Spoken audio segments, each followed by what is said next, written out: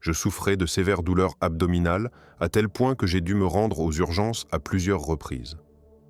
Puis une nuit, je me suis réveillé avec de grandes douleurs, elles avaient empiré. La déshydratation en plus mettait ma vie en danger car je passais mon temps aux toilettes. Mon état a déclenché un épisode de syncope qui n'a pas cessé. Je luttais pour garder conscience. C'était tellement grave que ma compagne a appelé les secours. J'ai réussi à rester conscient jusqu'à l'arrivée des urgentistes qui m'ont soulevé de mon lit, m'ont placé sur une chaise roulante jusqu'au brancard et m'ont demandé de me lever pour m'y installer. Je me suis levé et puis je me suis écroulé. Alors, je me suis instantanément retrouvé dans un lieu de lumière dorée et d'amour pur. J'étais dans cet endroit lumineux, sans limite. L'amour était inimaginable. J'ai vu un groupe de personnes faites de lumière. Je me suis demandé qui elles étaient. Dès que j'ai pensé cela, elles sont instantanément venues vers moi. Il y avait une vingtaine de personnes. J'y ai rencontré des ancêtres et des amis décédés. Ils projetaient en mon âme un sentiment d'amour écrasant et réciproquement. Ils percevaient simultanément toute mon émotion. Mes arrière-grands-parents maternels se sont présentés à moi, ainsi que mon grand-père, décédé alors que ma mère n'avait que 8 ans. Nous nous reconnaissions, même sans voir les visages des uns et des autres. Je me souviens d'un homme situé à l'arrière des autres et qui voulait me parler. Dès que ma pensée s'est focalisée sur lui et que je l'ai regardé, nous nous sommes instantanément retrouvés face à face.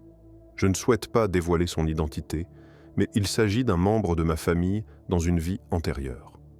Je suis certain de l'avoir de nouveau croisé ici-bas.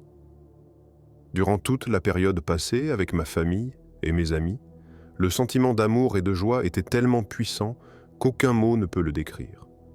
Dans le corps sur terre, on se sent tellement plus lourd et encombré. Je sais que lorsqu'on est libéré, on emporte cette énergie d'amour avec soi, celle-ci peut s'étendre, se déployer. Ensuite, 2 d'entre eux se sont approchés davantage. L'une d'elles était une belle femme vêtue d'une robe blanche et son être rayonnait la lumière. Elle possédait la puissance, l'autorité, mais était remplie d'amour. L'amour nous enveloppait, il était en nous. Nous étions tous reliés dans la lumière d'amour.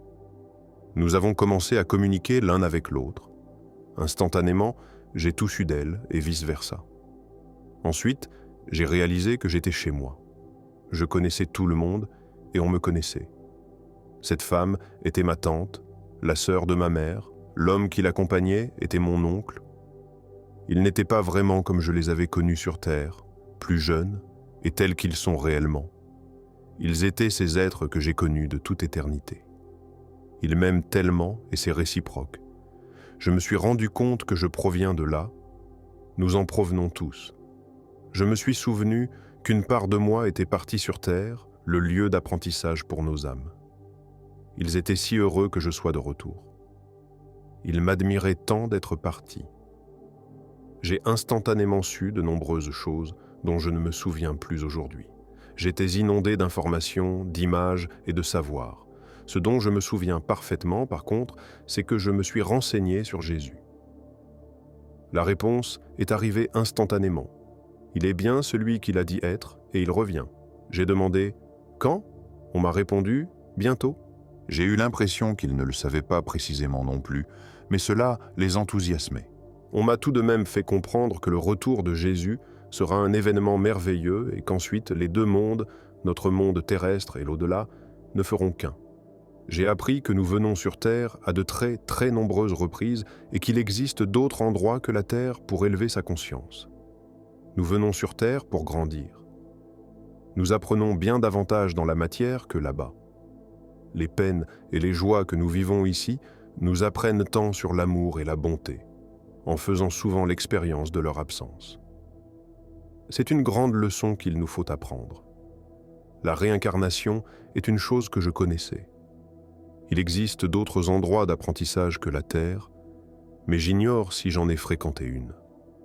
Je savais que ce n'était pas ma première fois sur Terre.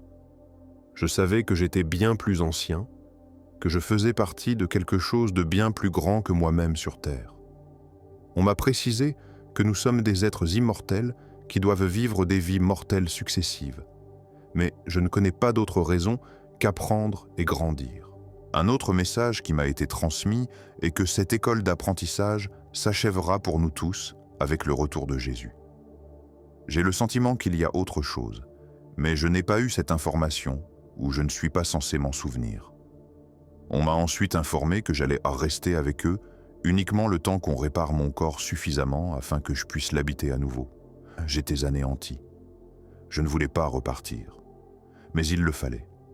On m'a allongé dans mon corps et ma tante s'est penchée pour m'embrasser. J'ai soudain été entraîné avec un dernier message « Garde la foi dans le Seigneur ». J'ai été aspiré dans mon corps et j'ai repris conscience aux urgences parmi les blouses blanches, les bruits des chariots, des portes qui claquent, des voix et des alarmes. Depuis, j'ai retrouvé la santé. J'ai compris que malgré ces douleurs et ces défis, ce passage sur terre est un passage sacré, un chemin d'élévation. Peu importe ce que nous traversons ici-bas, gardons confiance, car au-delà de ce monde matériel se trouve une lumière indescriptible, celle de notre véritable demeure.